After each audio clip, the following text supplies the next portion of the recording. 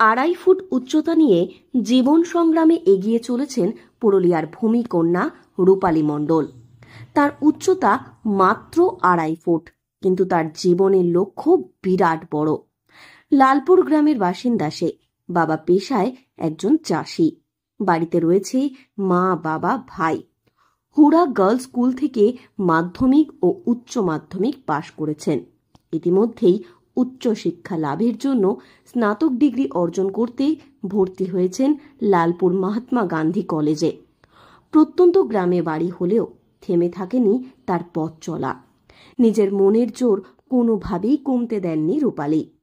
বহু ক্ষেত্রে নানান সমস্যার সম্মুখীন হতে হয়েছে তাকে, তবুও থেমে থাকেননি সে। পরিবারের যথেষ্ট সহযোগিতা পেয়েছেন প্রতিটি ক্ষেত্রে। তার এই কর্মকাণ্ডে গর্বিত গোটা জেলা। তাকে দেওয়া হলো বিশেষ সম্মান। ডক্টর দুলাল চন্দ্র ঘোষ স্মৃতিবৃত্তি পেল সে।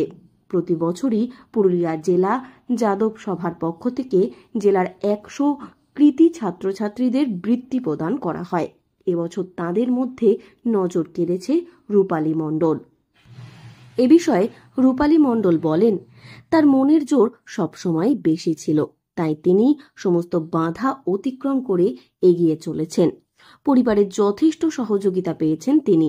সকলের সামনে এই সম্মান পেয়ে তার ভীষণই ভালো লাগছে।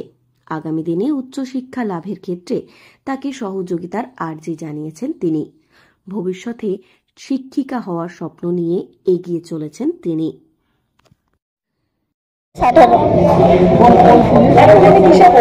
এখন আমি ফার্স্ট ইয়ারে ভর্তি হলাম। আমার টিচার হওয়ার ইচ্ছা ছিল। বাড়ির সহযোগিতা কতখানি পেয়েছো পড়াশোনার ক্ষেত্রে? পেয়েছি ভালোই। এই যে আজকে এত মানুষের মাঝখানে তোমাকে সংবর্ধনা দেওয়া হলো, এটা কেমন লাগছে? খুব ভালো লাগলো। আমি যেমন কিছু সুযোগ সুবিধা পাই, তার জন্য আমি তো আর যাতায়াত করতে পারবো না, তাহলে কিছু যেমন হোস্টেলে থাকতে বা মেসে থাকতে সুযোগ পাই। এ বিষয়ে রূপালী মণ্ডলের বাবা শোভদ মণ্ডল বলেন, ছোটবেলা থেকেই অনেক কটু কথার সম্মুখীন হলেও তার মেয়ের প্রতি কখনোই তার ভালোবাসা কমেনি। সবসময় তিনি মেয়ের পাশে থেকেছেন। মেয়েকে নিয়ে গর্বিত তিনি।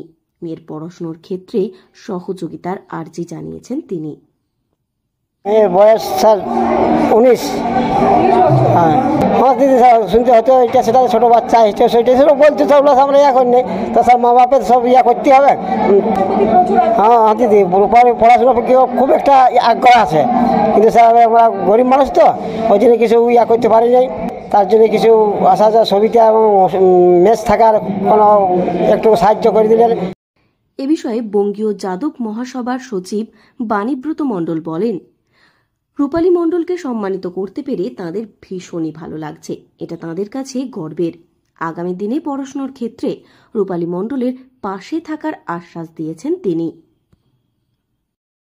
কাছে আমাদের নিজেদের মনটা ভরে গেল যে একটা এত ছোট্ট মেয়ে, সেই ছোট্ট মেয়ে যে মাধ্যমিক পাশে এত সুন্দর রেজাল্ট করতে পারে, উচ্চ মাধ্যমিকেও এত সুন্দর রেজাল্ট করতে পারে, মানে যেভাবে উনি নিজের হাতে লিখে এত সুন্দর রেজাল্ট করেছে, তার জন্য আমরা গর্বে ভরে গেছি।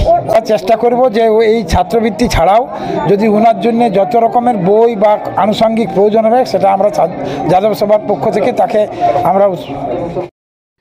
দীর্ঘ 19 বছর ধরে প্রতি মুহূর্তেই জীবন সংগ্রামে লড়াই করে টিকে রয়েছে রূপালী মণ্ডল, কারণ সে বিশেষভাবে সক্ষম। তবুও মনের জোরের কাছে হার মেনে নেননি তিনি। তাকে নিয়ে গর্বিত গোটা জেলা।